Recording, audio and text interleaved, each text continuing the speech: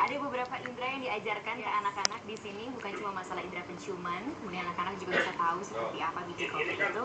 Dibawa kemana lagi anak-anak ini setelah itu? Oke, kalau kita lihat dalam tayangan VT yang ada di tayangan ini, anak-anak berusia 4 sampai 16 tahun itu yang masuk ke dalam kapal api Coffee Factory sebanyak 8 anak akan bermain peran sebagai seorang pekerja pabrik kopi selama 20 menit. Nah, ketika mereka masuk, mereka akan kita ajak terlebih dahulu untuk mencuci tangan mereka, jadi ada edukasi tentang kebersihan.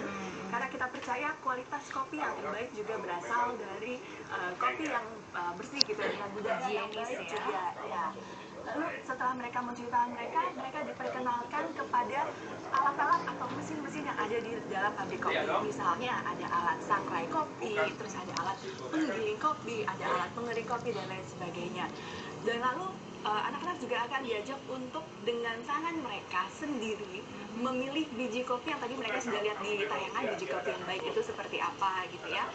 Lalu biji kopinya mereka ambil dan mereka giling sendiri. Jadi dari bentuk masih biji-biji kopi, mereka giling hingga menjadi kopi yang halus, dan diajak lagi ke sesi berikutnya untuk mereka mengemas kopi tersebut menjadi kopi yang siap untuk didistribusikan. Nah, melalui aktivitas ini sebenarnya ada edukasi tentang first learning dan role play yang langsung dan pengalaman yang langsung bisa dirasakan oleh anak-anak di establishment ini. Oke, ini jadi berarti perannya adalah coffee maker, gitu ya? Dan jangan lupa, sama seperti bekerja pada pabrik kopi, anak-anak juga digaji.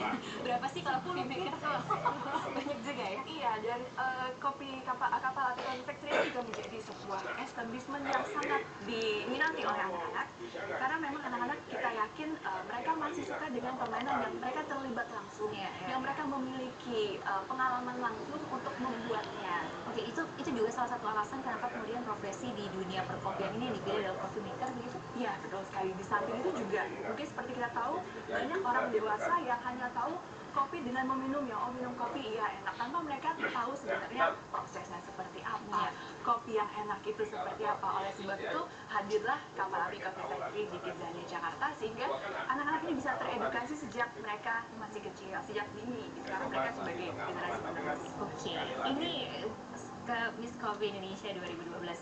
Bianca tadi kan sempat mengatakan bahwa anak-anak itu sebetulnya sangat bagus minum kopi, ketika mengkonsumsi kopi dengan syarat tertentu, termasuk juga harus hanya boleh 45 ml kafein begitu ya. Miligram kafein, banyak banget yang 45 mg kafein.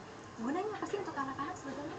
Kafein itu untuk meningkatkan konsentrasi anak ya, meningkatkan konsentrasi dan awareness gitu loh. Dan ada research juga yang membuktikan di anak remaja, anak-anak remaja yang mengkonsumsi kopi dan dengan yang tidak mengkonsumsi kopi dibandingkan, dan ternyata nilainya lebih bagus malah anak-anak remaja yang mengkonsumsi kopi gitu. Oke, dan itu bisa dikonsumsi dari usia berapa, Bianca? Sebenarnya kita di Indonesia ya sering orang tua sudah memberikan kopi pada anak balita untuk mencegah step ya. Untuk mencegah kejang demam itu biasa anak balita sekitar umur 3 tahun. Oke, itu jadi bisa dikonsumsi dari sejak umur 3 tahun dengan syarat-syarat tertentu gitu ya? Iya. Oke, kalau kita balik ke masalah kopinya, saya tertarik nih, karena kita ngobrolnya sama Miss Coffee Indonesia.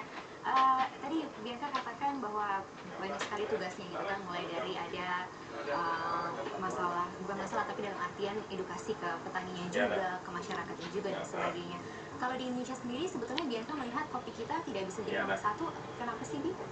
Karena kopi kita itu 60% masih dari petani gitu, dan petani itu jadi kualitasnya tidak sama dari petani satu dan petani yang lain gitu ya. Jadi itu yang harus disamakan, harus kualitasnya harus ditingkatkan ya, dan produktivitasnya juga. Masuk salah satu tugas Miss Coffee juga. Tapi ini menarik loh, kalau misalnya di Kidzania bikin Miss Coffee atau Miss apa lainnya gitu ya, termasuk juga Miss Kidzania ya. Oh gitu ya. Ada berbagai macam kegiatan ya biasanya kan. Kalau berkaitan dengan kopi ada apa aja, Mbak Bella?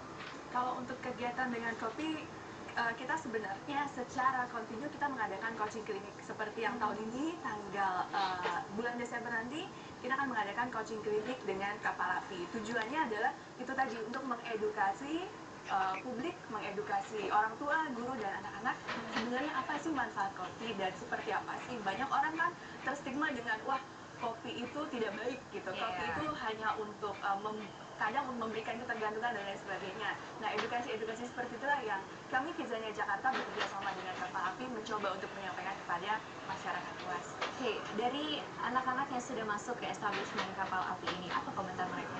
Komentar mereka kebanyakan mereka setelah masuk ke dalam establishment Kapal Api Coffee Factory ini pasti mereka kembali lagi, bukan semata-mata hanya karena untuk mengejar gaji dia sebagai pabrik kopi Tinggi ya ternyata. dan ternyata memang karena pekerjaan ini menarik gitu, ada satu aktivitas bermain peran yang dapat mereka rasakan secara langsung. Oke, nanti saya akan tanya lebih detail lagi, tapi bisa jangan kemana-mana, kami akan segera kembali sesaat lagi, tetapi 8 Show.